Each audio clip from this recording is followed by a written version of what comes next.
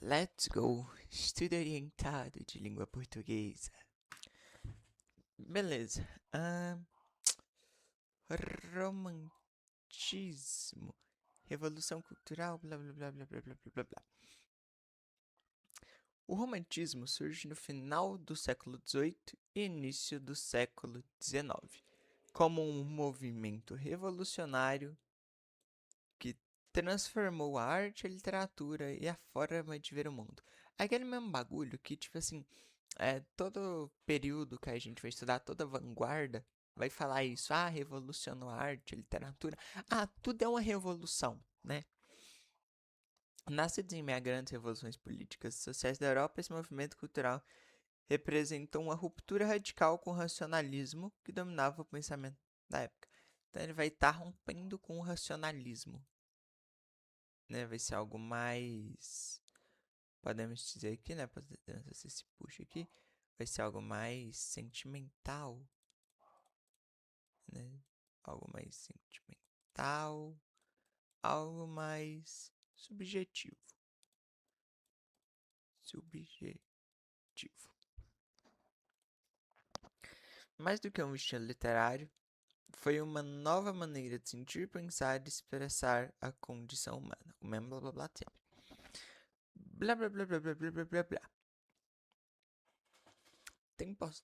Tempestade é foda, né? A tempestade revolucionária europeia. É importante destacar que, tipo assim, o romantismo vai surgir ali no contexto, tipo, da Revolução Industrial, né?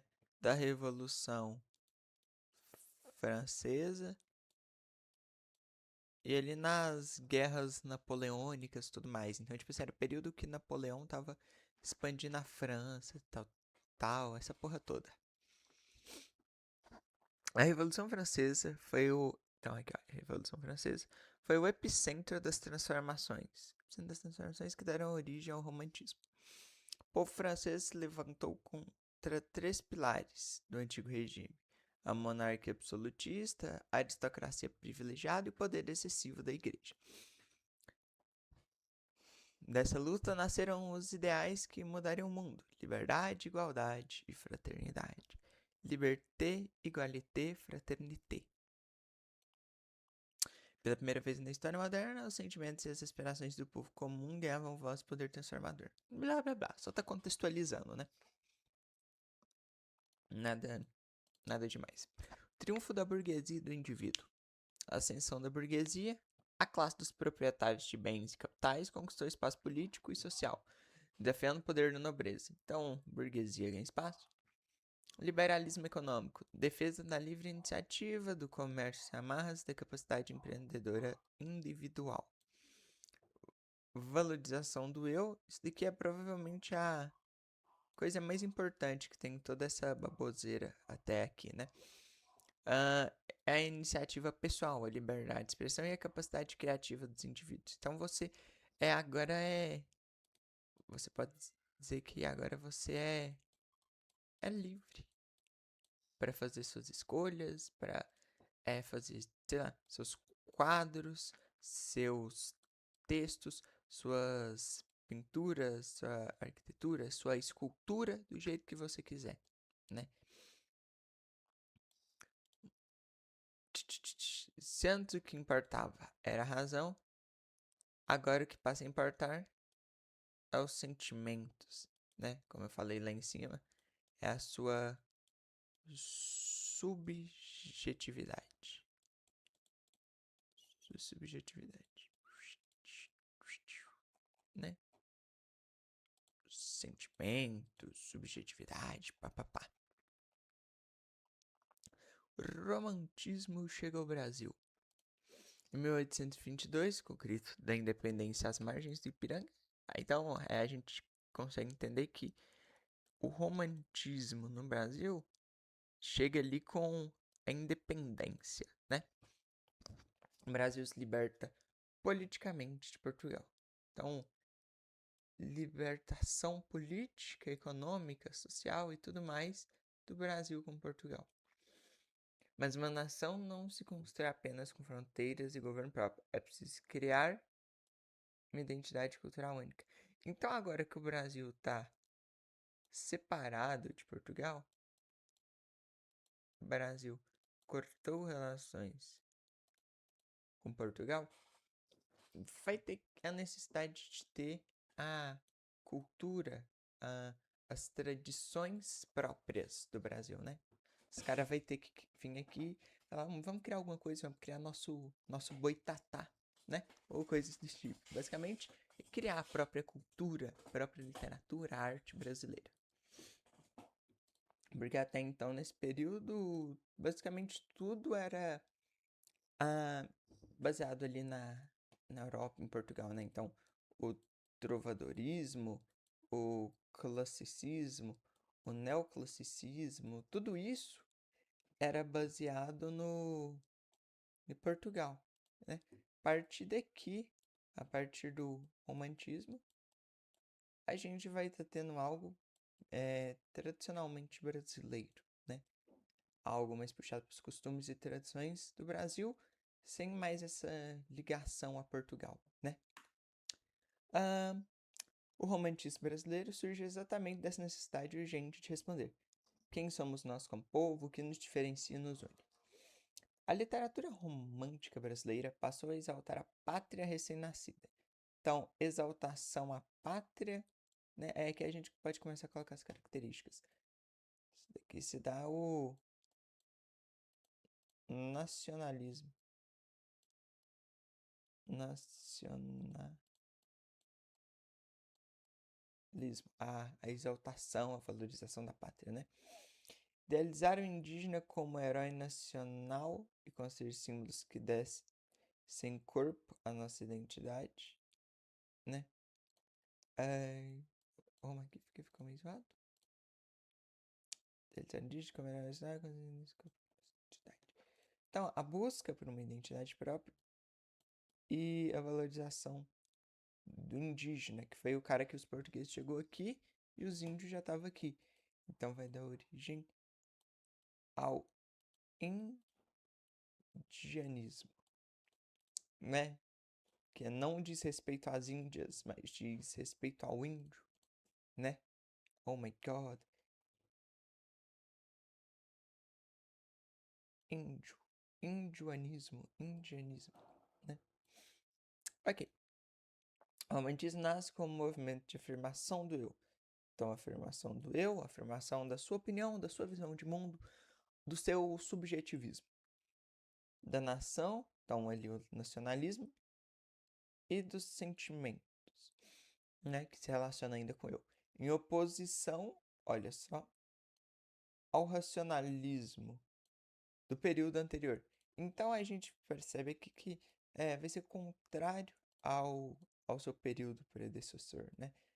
Vai ser algo mais sentimental, pessoal, valorizando os sentimentos do que a racionalidade do período que antecedeu o romantismo. E eu não lembro que período que antecedeu, tá? Então, tipo assim, o período aí que antecedeu era racional, né?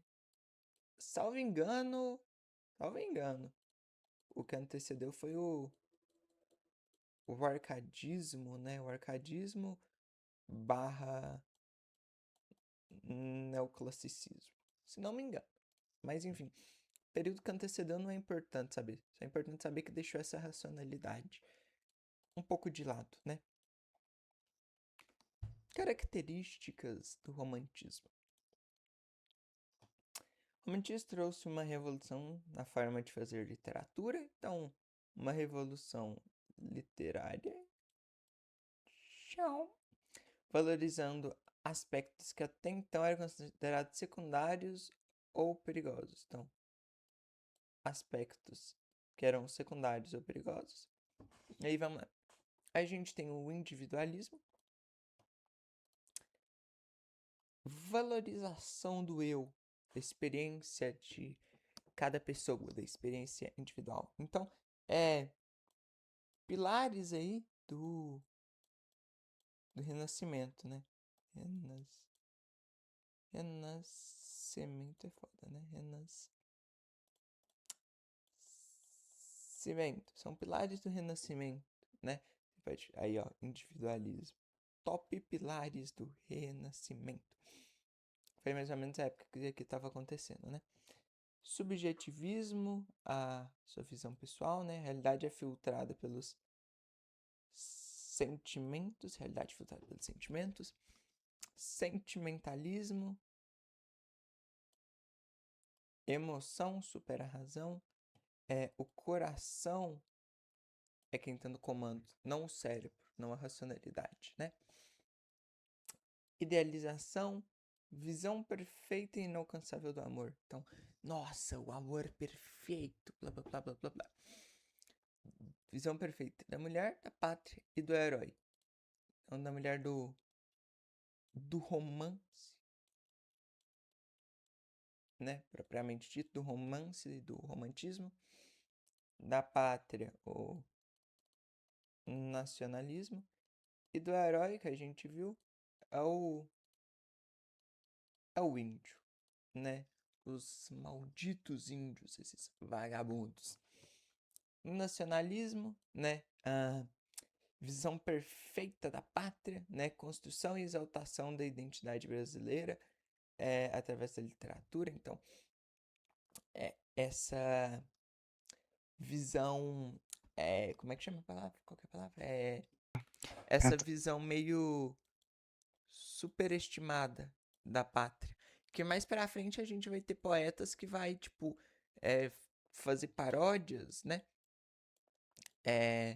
De poemas, de obras que eram extremamente nacionalistas. Eles vão fazer essas paródias criticando. Você tem ali a paródia, que basicamente é você pegar o texto original e modificar o significado dele, fazer algo, tipo, como se fosse uma crítica. E você tem, se eu não me engano, eu fugi o termo, perífrase, se eu não me engano. É perífrase ou paráfrase? Se eu não me engano, que é você pegar a obra original e reescrever ela, mas com o mesmo objetivo. Então, se a obra original era exaltando, aí agora eu vou ser obrigado a pesquisar para não falar merda. Aí, para não falar merda, voltamos ali e fizemos a pesquisa. Então, vamos fazer aqui bonitinho nossa organização, né? Então, o nacionalismo, essa visão exagerada da pátria, né? A gente tem aqui paráfrase, que vem de parafrasear, né? E aí a gente tem paródia.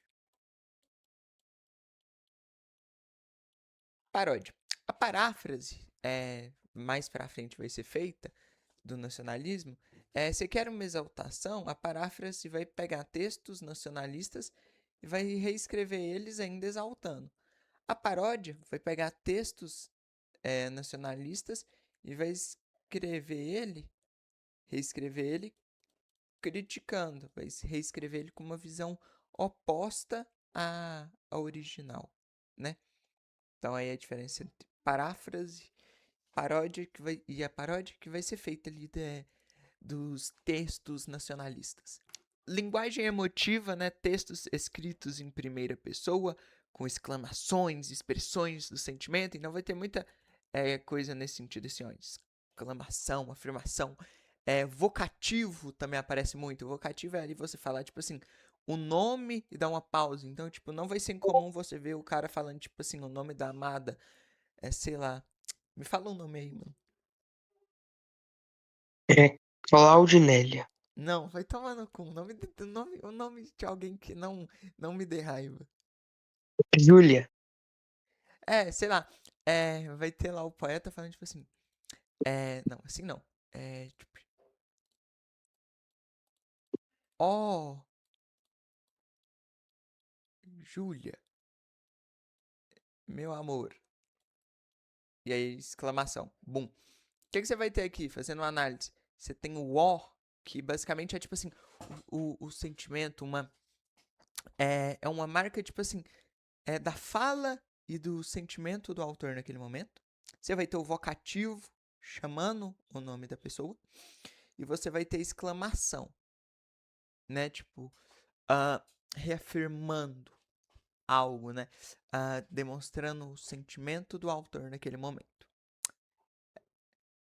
Chuchu, beleza. Características principais é essa. Sendo sincero, se for para falar para lembrar, lembra do individualismo, lembra do nacionalismo, lembra do subjetivismo, que automaticamente te lembra disso daqui, da linguagem emotiva, né? E te lembra automaticamente do sentimentalismo, né? Então, lembrando aí do individualismo, subjetivismo e nacionalismo, automaticamente você está lembrando desses outros dois. Idealização é quando você pensa ali no exagero da visão deles, né? Então, basicamente, se você lembrar desses três aqui, você consegue lembrar desses últimos três, né? Bem simples, para ser sincero, essas características. Mas não é como se o que fosse ser cobrado fosse as características, né? Vai ser provavelmente relativo a algum texto. Como é dura a vida do estudante? Xablau. Enfim, vamos seguir. Vamos embora. Primeira geração, nacionalista e indianista. Primeira geração, basicamente, vai ser aquela que mais vai exaltar a pátria, né? É a geração mais nacionalista que a gente vai ter. As outras já vão perdendo um pouco mais disso. Indianista vai tratar o índio, o indígena, como herói, né? O mais importante desse período, tipo, o cara que deu o início, preste atenção, o início do romantismo no Brasil vai ser Gonçalves de Magalhães, Goma. E o cara que vai espalhar o romantismo vai ser o Gonde, né? Então, o cara que ele tem um nome mais curto, eu vou estar adotando o esquema da Madelon de Goma e Gonde, porque assim, né? O nome mais curto, Goma, Gonçalves de Magalhães, basicamente porque ele só trouxe para o Brasil. Ele só trouxe. E para o nome mais longo, para o Gonde, é porque ele não só vai trabalhar bastante com isso, como ele vai espalhar. Então o nome dele é mais longo porque ele vai fazer mais coisas. Pelo menos é o jeito que eu tô tentando lembrar, né? Mas aí cada um dá seu jeito para lembrar. Só recomendo usar o esquema lá da Madelon de Gonde e Goma, porque você tem que lembrar lá, Gonçalves de blá blá blá, Gonçalves de blá blá blá, é meio chato. Então, tipo assim, escreve lá Goma, Gonde, pronto, sua vida tá feita, né? Tchau, tchau, tchau, tchau, tchau, tchau, uau, uau. Star Wars like. Enfim, indígena como herói nacional, indianismo, né? A primeira geração romântica, nananã, tinha uma missão clara: construir a identidade do Brasil independente. E o que representa mais o Brasil do que o cara que foi escravizado, do que o cara que sofreu durante centenas de anos ali na mão do europeu e preferia se matar do que ter que trabalhar, de tão preguiçoso que os caras eram. O indígena. O indígena, esses macacos. Exatamente, boa, galera. E quem escolheram como símbolo maior? O indígena, holy moly, idealizado como bravo, nobre, puro, ligado à natureza, que inclusive é um tópico muito importante, né? A gente tem ali um pouco ali do naturalismo, né? Naturalismo, a natureza, o ambiente, vai ser algo muito, muito tratado, né? A gente representava nossas raízes autênticas, né? Eles são os baianos. Preferia ser matado do que ser escravo. Enquanto nisso os negros estavam lá a trabalhar infinitamente. Mas enfim, vambora.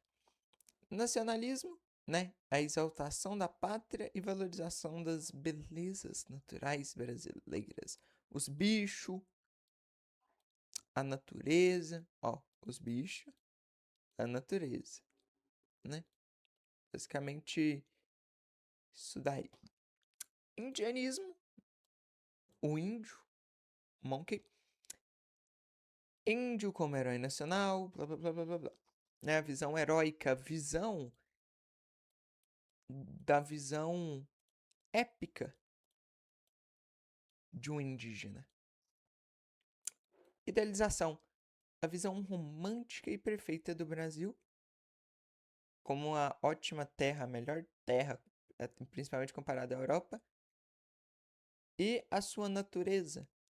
A natureza é bela, então, tipo, as matas, os animais, nós temos ali muita vegetação, temos um clima que na Europa não era possibilitado. Então aqui vai estar ressaltando isso, a natureza, os animais, coisa que na Europa não era tão visível, não era tão facilmente encontrado como aqui no Brasil.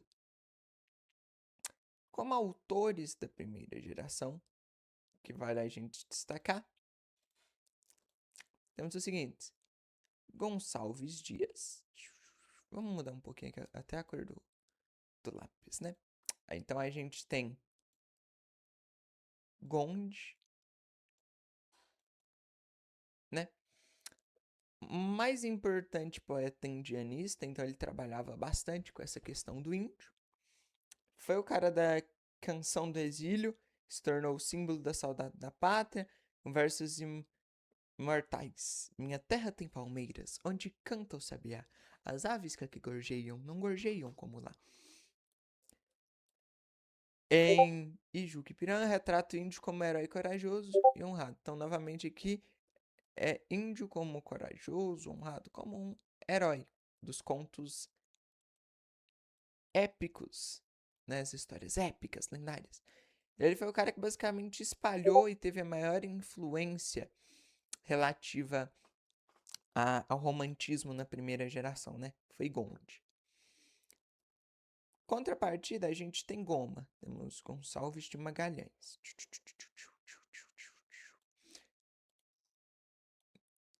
Magalhães ou Goma. Foi o iniciador, foi o precursor, o cara que trouxe o romantismo para o Brasil. E começou tudo com a obra dele, Suspiros Poéticos e Saudades, né? Embora menos lembrado hoje, foi fundamental para romper com o arcadismo, então ele que quebrou essa conexão com o arcadismo e iniciou o caminho para o romantismo nacionalista. As obras dele eram mais nacionalistas, enquanto que a gente tem obras nacionalistas mais indianistas, aqui a gente tem obras mais nacionalistas, não tão indianistas. Só que ele ficou menos conhecido, mesmo sendo precursor do romantismo, não ficou tão conhecido como Gonçalves Dias, como Gonde. José de Alencar. Ui! Grande romancista do indianismo. Então, dentro ali do indianismo, a gente tem um José de Alencar com bastante destaque. Em o Guarani, Crioperi, o Índio Perfeito e Apaixonado, Iracema. Basicamente, ele vai fazer uma trilogia de histórias focadas aqui. Histórias focadas no índio. Consolidando o índio como mito fundador da nação. E a gente entra naquele negócio, a gente retorna pro mito do bom selvagem. Né, do índio como cara bom, puro, blá blá blá blá blá blá. Retornamos aos períodos históricos anteriores do bom selvagem e tudo mais. Segunda geração, o mal do século, né? O mal do século, isso daqui é importante, é uma característica ali, tipo, destaque, né? Absurda da segunda geração. Drama do sofrimento amoroso. Que cuti-cuti. Segunda geração mergulha no individualismo mais profundo e no pessimismo existencial. É a época do mal do século. O mal do século é a melancolia profunda, a tristeza, a depressão, os questionamentos existenciais mais profundos do romantismo. A idealização extrema da mulher. Então, tipo, a visão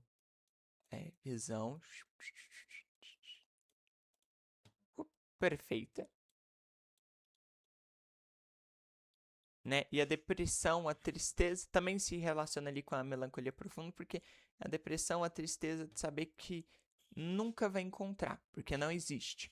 Mas também, ao mesmo tempo, tem aquele papo de o que supostamente para ele seria a mulher perfeita, ser casada. Ou já ser comprometida, tá? Faz. E aí, o que ele faz? Ele entra em profunda depressão e morte. Ou, mais pra frente, eles vão começar a pensar um pouquinho mais e vai só desistir delas. Enfim, casos e casos. Mas é essa visão perfeita. Não só da mulher, mas de, da pátria, né? Das obras e tudo mais. É uma das coisas que vai levar a essa melancolia profunda, ao mal do século, né? Show! Sofrimento amoroso insuportável e desejo constante de fugir da realidade. Então é tipo assim, aquele negócio que de vez em quando você pensa, caralho, eu tô aqui todo dia explicando porra da matéria, esse bagulho chato, o cara não para de me mandar mensagem no Discord quando eu já falei que eu tô estudando. Puta merda, eu só quero sair daqui e nunca mais ter que olhar na cara. Mas a gente tem esse desejo constante de fugir, mas a gente não foge, né?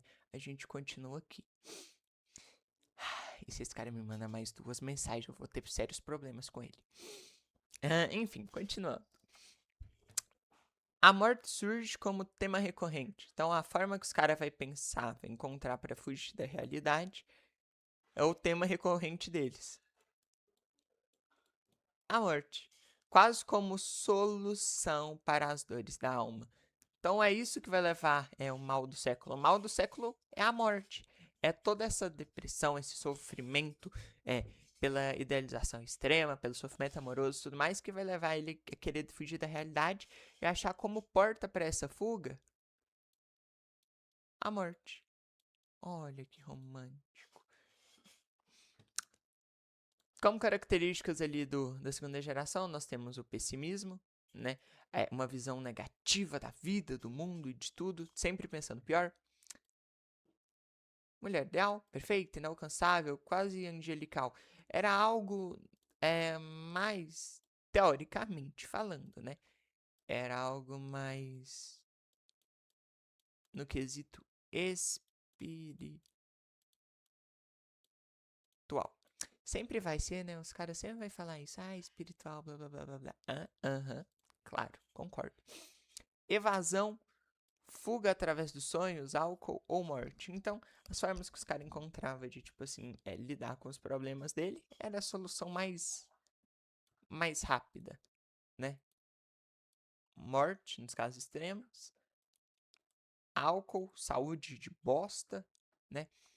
E sonho, dormir. Dormir é a melhor solução, né?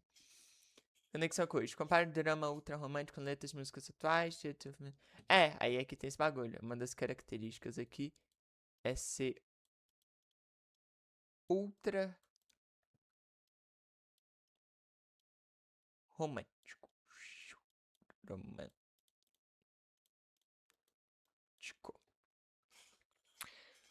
Da geração ainda dentro do mal do século.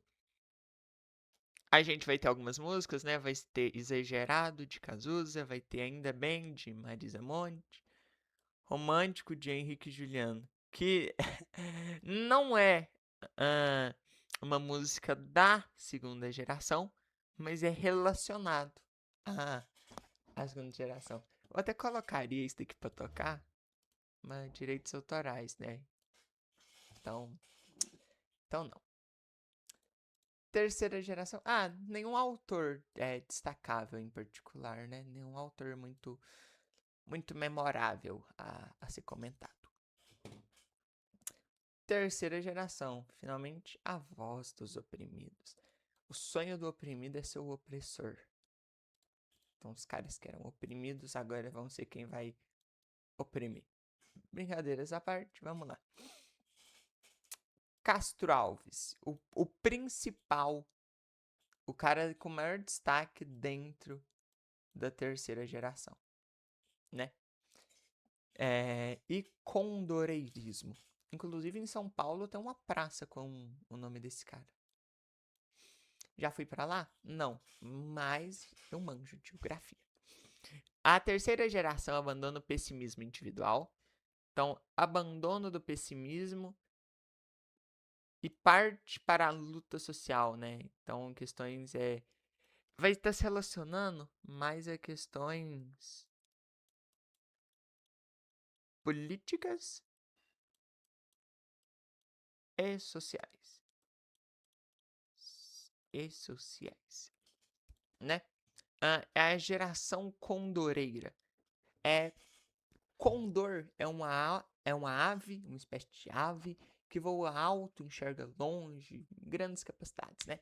Então, essa geração condoreira vai dizer relativa a isso, uma geração grande que vai ver além é, daquilo que está próximo.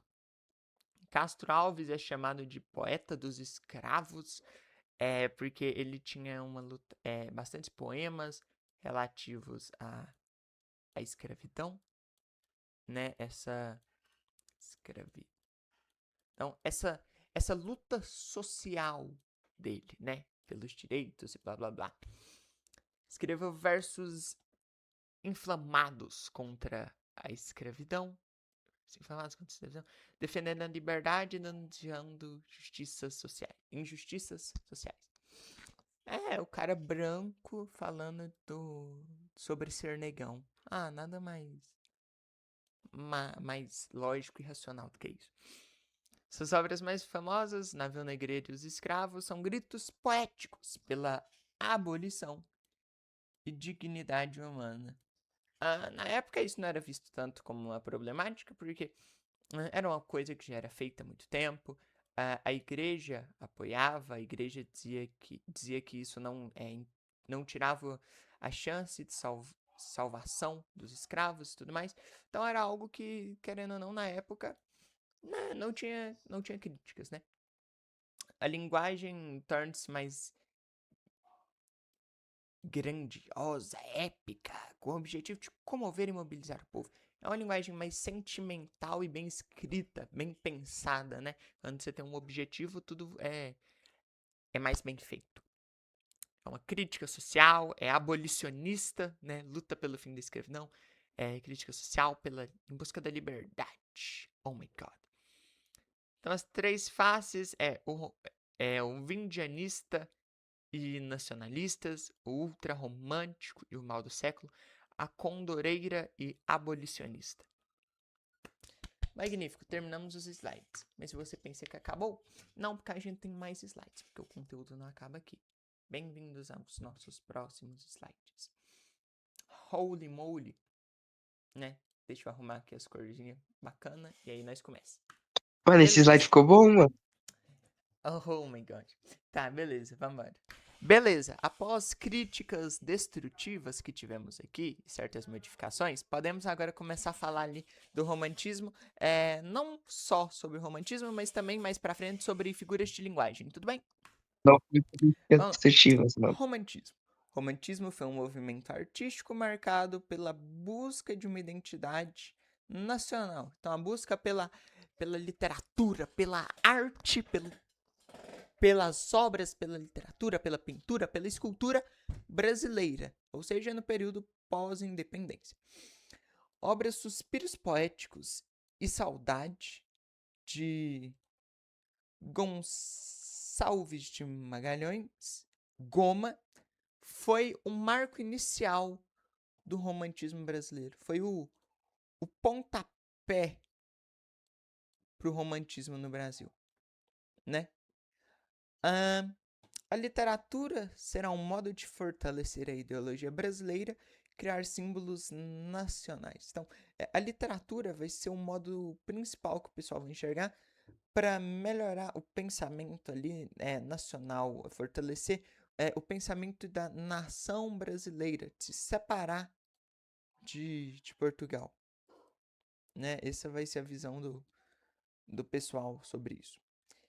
Exaltação da natureza, aqui a gente tem características, né? Então, chap, chap, chap, chap, chap. Temos aqui. Características. Características gerais, né? Exaltação da natureza nacional. Então, a natureza, as árvores, as plantas, os animais do Brasil são melhores. Nacionalismo, a exaltação direta da pátria. Se aqui você exaltava a natureza da pátria, aqui você exalta diretamente a pátria. Sentimentalismo, os sentimentos, o amor, oh, meu grande amor, blá, blá, blá, blá, blá, tipo o exemplo que o mano falou lá. Que eu nem lembro qual foi o exemplo, o nome, sei lá, o do bagulho do vocativo ó, sei lá o que, meu amor, sei lá o que, né? Subjetividade, que é basicamente o pensamento individual, o sentimento do autor. Idealização do amor e dos arquétipos. Então, idealização do amor perfeito e dos arquétipos. O que seriam os arquétipos? Seriam ali a pátria perfeita. A pátria perfeita seria a mulher perfeita. Seria basicamente, em resumo, a vida perfeita, né? E aqui, fuga da realidade. É a tentativa do autor de fugir da realidade, fugir daquilo que o incomoda, fugir das problemáticas. Seja em sonhos, né? Seja dormindo. Ele vai tentar fugir da realidade dormindo. A mimir. Seja bebendo. Cerveja, vinho, tudo mais, até morrer bêbado. Ou simplesmente jogar no Vasco, né? Fazer a dupla suicídio, né? Então, era dele que eu tava. O marca-texto vai continuar grande, porque não tá dando pra coisar. Mas enfim, vambora. Durante a Revolução Francesa e as guerras napoleônicas. Isso daqui é o nosso contexto. Contexto. Durante a Revolução Francesa e guerras napoleônicas. Ou seja, o que estava rolando aqui no Tcherepetê do mundo? Burguesia como classe ascendente, classe vindo a dominar, Revolução Industrial, independência do Brasil e a divulgação do romantismo começa. Então, a burguesia está se tornando rico, não é mais só a nobreza, os reis, rainhas e o clero que tem poder, a revolução industrial, indústrias, a fabricação, né, criação da prensa de Gutenberg, que a gente viu em história e tudo mais. Independência do Brasil, que é o que vai fazer a gente buscar nossa identidade nacional, e a divulgação do romantismo, que vai acontecer ali pelos folhetins, né? A divulgação do romantismo, você pode vir aqui e escrever por meio de folhetim ou folhetins. Características. Oposição aos modelos clássicos. Então vamos lá. As nossas características. Né? Oposição aos modelos clássicos. Então vai ir contra os modelos do arcadismo, do neoclassicismo. Vai contra os modelos do período anterior. Né? Vai ser um novo modelo. Textos longos, a gente vai ter textos em prosas, esses textos assim, ó, grandão, tipo uma redação da vida, né? Textos maiores. Desenvolvimento de um núcleo central. Então, todo esse texto, chap, chap, chap, chap, vai acontecer em torno de um núcleo, em torno de algo. Uma coisa que acontece vai acarretar todas as outras, né? Então, por isso, um núcleo central. Narrativa ampla e sequencial. Então, voltando aqui ao exemplo do texto. Meu Deus, eu vou ter que desenhar isso toda hora. Ampla e sequencial. Então, é uma história longa e vai dar sequência. O que acontece aqui acarreta o que tem aqui. Esse e esse acarreta esse. E todos esses três levam ao acontecimento desse daqui. Né? Então, tem uma sequência, tem uma lógica por trás de tudo que acontece, né? Indivíduo como centro das atenções, então o foco é a pessoa, né? Público consumidor, agora mais pessoas têm acesso, podem comprar as obras, ler. Folhetim, que vai estar se relacionando aqui, ó. Público consumidor, se relaciona diretamente à divulgação do romantismo. Você vê que as coisas estão interligadas. Isso daqui que se relaciona à Revolução Industrial, né? Prensa de Gutenberg e tudo mais. Versos livres e versos brancos. Então agora os seus versos não precisam seguir aquela ordem, tipo assim, 2 quartetos, 4 e 2 tercetos. 1, 2, 3, 1. Ih, rapaz, fiz merda. Não segue mais aquela ordem lá, 2 quartetos e 2 tercetos, né? Você pode ter sua própria ordem e não necessariamente você é obrigado a rimar. Você pode não ter rimas, você pode ter versos que terminem com amor, ódio, ilusão e lá se segue. Não necessariamente mais você tem que rimar, não necessariamente mais você tem que ter que amor, ardor, né? A partir de agora você não é mais obrigado a seguir essa estrutura tão rígida de rimas e tudo mais, né? Pode fazer do seu jeito. A criação do herói nacional, né? O índio, o símbolo máximo do Brasil. Idealização da sociedade, da mulher, do amor, da pátria, né? Tudo a visão perfeita de todas as coisas. Exaltação da natureza e da pátria, o nacionalismo, né? Beleza, então as características da primeira geração, né? Vamos começar agora a organizar essas características gerais pelas gerações, né? Vamos botar ordem na mesa.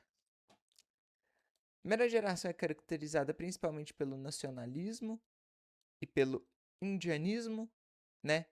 E o indianismo que consequentemente nos leva a uma exaltação da natureza, né? Então vamos lá. Roxo, porque sim, eu gosto roxo. O nacionalismo, a exaltação da pátria, sua natureza. Indianismo é o índio, sua vida, vai ser supervalorizados, né? Então, a valorização do índio e da nação. Consequentemente, se valoriza o índio, vai valorizar a natureza, né? Vai exaltar a natureza, o naturalismo, e também exaltar a mulher e a pátria amada, o amor à pátria, o amor não só à própria mulher, mas também o amor à pátria. Olha que filosófico, que ateniense.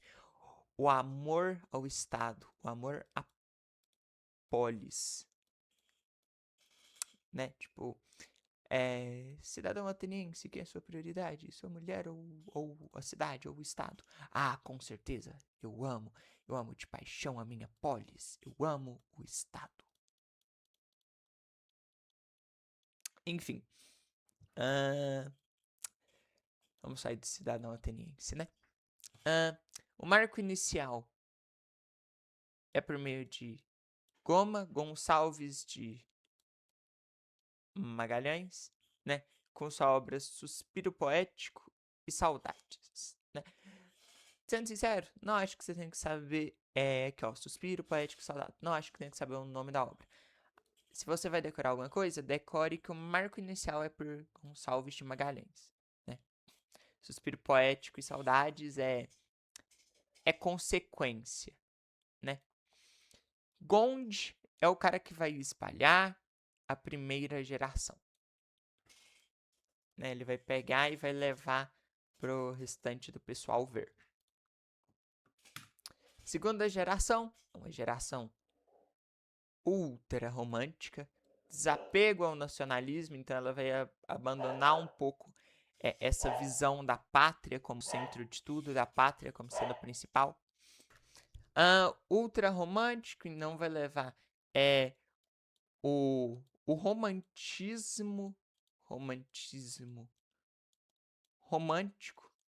o romantismo romântico e o romantismo normal também vão chegar ao ápice, vai ser ultra romântico. Sentimentalismo e pessimismo exagerados. Isso aqui nos leva ao mal do século, né?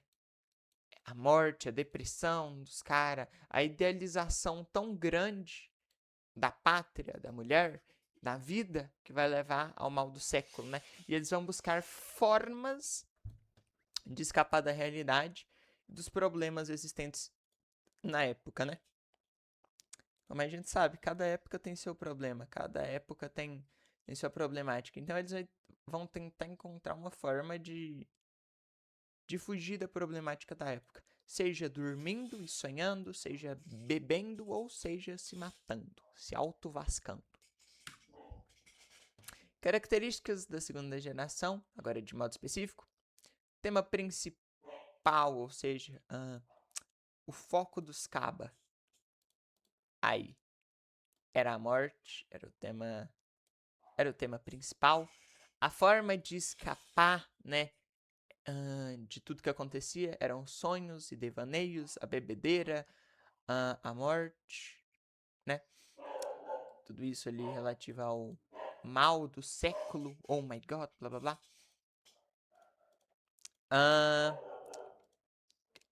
Amor platônico, né? A idealização extrema da pessoa amada, tipo, tem que ser assim, assim, assim, assado. Tem que ter aquele anime, né? 100 coisas para fazer antes de virar zumbi. Nessa época seriam 100 características para encontrar numa pessoa, né? Caracterizado por um sentimento puro, espiritual e inalcançável. Exatamente. Pelo menos nisso os caras tinham alguma lógica, né? Focada na alma e não no corpo. Sei. Sigamos. Mulher inatingível, impalpável, plano espiritual, né? Basicamente relativo ao amor platônico e as características impossíveis, né? Visão negativa, visão pessimista do mundo e da sociedade. Então, uma visão pessimista de tudo, sempre pensando que tudo vai dar errado, tudo tá ruim. Poetas com vidas vazias e destinos trágicos. Então, aqui você chega ali no tema sobre a morte, você chega no amor platônico, na idealização das coisas perfeitas, e aí você chega num cara com uma vida ferrada e um destino bosta, né? Os caras não viram os vídeos do Filosofatos, né? Os principais poetas da segunda geração foram ali Álvares de Azevedo, Fagundes Varela, Casimiro de Abreu e Junqueira Freire. Sendo sincero, não foi aprofundado de nenhum deles para nós. Então, foca no Gonde, foca no Goma, foca no Castro Alves. Foca neles que é sucesso, tá bom? Foca neles que é sucesso. Bosta, lembrei do Eduardo no 6º ano. Traumas. Enfim, sigamos. Tá, terceira geração e última geração do romantismo. A gente tem o condoreirismo, que vem da ave, do pássaro condor, uma árvore que vai... Ave,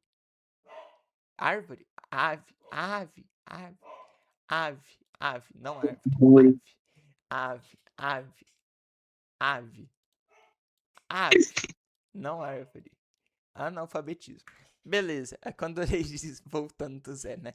Condoreirismo relativo a condor, que é uma ave, A-V-E, analfabetismo cancelado, muito obrigado, Deus. Vai simbolizar a liberdade, a grandiosidade e os ideais da época, né? Vai se relacionar ao que eles visavam alcançar, que era algo grande, alto, longe, mas ainda assim que com a liberdade deles eles iriam alcançar. É uma poesia, não tá aqui, mas eu vou colocar. Mais abolicionista e social. Tudo bem? foco na realidade, ou seja, o que estava acontecendo na época. Justamente por isso, ideais da época. Justiças sociais em busca da justiça, da igualdade. Liberdade e estilo grandioso. Vão ser obras grandiosas, belas, destacadas. Vocativos e hipérboles. Volta lá no início que você vai ver eu falando sobre vocativos, hipérboles e tudo mais. Castro Alves como maior nome, o maior poeta, principalmente relativo a esses tópicos, né, abolicionistas e sociais, né? Criticava bastante a escravidão. Trabalhei com ele durante muitos anos, confia. Ok? Sigamos, estamos acabando. Aqui nós temos algumas comparações que eu separei, porque eu acredito serem importantes, né? Temos a comparação entre Gonçalves de Magalhães, Gonçalves de Magali e Gonçalves Dias. Também temos as comparações entre Castro Alves e José de Alencar. Foram os autores que, quando eu estava preparando isso daqui, eu considerei mais relevantes. Então vamos lá. Relativo a Gonçalves de Magalhães, ele trouxe e introduziu o romantismo, então é o pai do romantismo, fez as primeiras obras, né? Aqueles bagulhados. Que se a gente voltar aqui no início,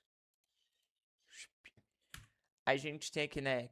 Suspiros Poéticos e Saudade, que é justamente a obra-mãe dele, a obra que ele usou para trazer, para chegar aqui no Brasil, né? Primeiras obras, Suspiros Poéticos, blá blá blá. Gonçalves Dias espalhou a primeira geração. Como a gente está mudando o autor, vamos mudar a cor também, né? Nada mais justo. Gonçalves Dias espalhou a primeira geração. Então, quem trouxe foi Magalhães, mas quem espalhou foi Dias. A característica das obras dele eram obras mais equilibradas, controladas, ainda um pouco dentro do neoclassicismo, ainda um pouco dentro dos valores anteriores. Ele divulgou e espalhou o romantismo, né? Essas são as diferenças principais aí que você tem que saber entre esses dois. Passando agora para Castro Alves e José de Alencar. Castro Alves, coisas que se falar no texto pode já linkar com Castro Alves. Espumas flutuantes, poesia social e abolicionista e republicanismo. Então, a busca pela república, as teorias abolicionistas, fim da escravidão, questões sociais e a Seara Vermelha, que é um conjunto de obras deles. São coisas que características que caracterizam, olha, oh my gosh, Castro Alves. Antes de José de Alencar, cultura brasileira é bem retratada na obra, indianismo e ambientações também são muito bem feitas nele, nas obras dele. O índio é tratado como herói, né? Ok, então terminamos aqui o que você tem que saber sobre romantismo. Por motivos de... eu sinceramente acho que é importante saber. Vamos falar um pouquinho também sobre figuras de linguagem, mas isso vai ficar na próxima aula, porque antes de terminar aqui, a gente vai fazer uma pequena análise sobre um poema dessa época. Beleza, vamos fazer uma análise aqui da Canção do Exílio de Gonçalves Dias, o cara que espalhou o romantismo para o Brasil. O poema vai abordar as belezas, ou seja, da terra natal, o nacionalismo, o naturalismo, né? Da perspectiva romântica, uma visão mais utópica, né? Por meio de contextualização, Gonçalves Dias estava salvo engano, em Lisboa, em Portugal. E fez esse poema porque ele queria voltar, né, para o Brasil. Leia-o agora na íntegra. Obrigado, toda a matéria. Ih, tá fazendo meu bagulho. Enfim. Minha terra tem palmeiras, onde canta o sabiá. As aves que aqui gorjeiam, não gorjeiam como lá. Nosso céu tem mais estrelas, nossas várzeas têm mais flores, nossos bosques têm mais vidas. Ó, hino nacional, ó, hino nacional. Nossa vida mais amores, hino nacional de novo. Vai ter essa intertextualidade entre o hino nacional e a canção do exílio de Gonçalves Dias. Em cismar sozinho à noite, mais prazer encontro eu lá. Minha terra tem palmeiras, onde canta o sabiá. Minha terra tem primores, que tais não encontro eu cá. Em cismar sozinho à noite, mais prazer encontro eu lá. Minha terra tem palmeiras, onde canta o sabiá. Não permita, Deus, que eu morra, sem que eu volte para lá. Sem que desfrute dos primores, que não encontro por cá. Sem que ainda viste as palmeiras, onde canta o sabiá. Ai, que lindo, que épico. Enfim, a canção do exílio de Gonçalves Dias vai ser bem emblemática. Vai ser na fase inicial do romantismo. Ele vai expressar um nacionalismo ufanista, ou seja, o patriotismo exagerado, muito além do que seria necessário, né? Composto por 5 estrofes, sendo 3 quartetos e 2 sextetos, então perceba ali que eles não estão mais se limitando ali, tipo, aquelas estruturas básicas. Foi escrito nananana, quando ele estava estudando Direito na Universidade de Coimbra. Não era em Lisboa, me enganei, mas era em Portugal. Assim, embalado pela saudade pela proposta romântica, o autor exprime a exaltação lírica de um sentimento grandeza nacional. Essa grandeza fica bastante evidente na última estrofe, em que o poeta expressa de forma suplicante o seu desejo de regressar à pátria amada. Então, aqui nos últimos versos, não permita, Deus, que eu morra, sem que eu volte para lá, sem que desfrute os primores que não encontro por cá, sem que ainda viste as palmeiras onde canta o sabiá. Então, ele reclama de Portugal e pede para retornar ao Brasil, para a terra sagrada dele, né? Aqui fala um pouco da intertextualidade, e aí a gente tem as paródias, a gente tem a canção do exílio de Murilo Mendes, e Canto de Regresso à Pátria, de Oswald de Andrade, que são paródias, ou seja, criticam a canção do exílio. E nós também temos paráfrases, ou seja, que estão tentando trazer o mesmo sentimento da canção do exílio. São elas a Nova Canção do Exílio, de Carlos Drummond de Andrade, e Canção do Exílio, de Casimiro de Abreu. Aí você tem elas aí, né? Quem quiser ler. Gonçalves Dias, aí a gente tem um resumo dele. Foi professor, poeta, advogado, teatrólogo, etnólogo e jornalista na primeira fase do romantismo, identidade nacional, binômio nacionalismo, indianismo, rompimento do Brasil com Portugal, não. Beleza. Basicamente é isso que você tem que saber. Em breve nós vemos ali sobre figuras de linguagem, mas agora eu vou lançar isso aqui no YouTube e beber uma água.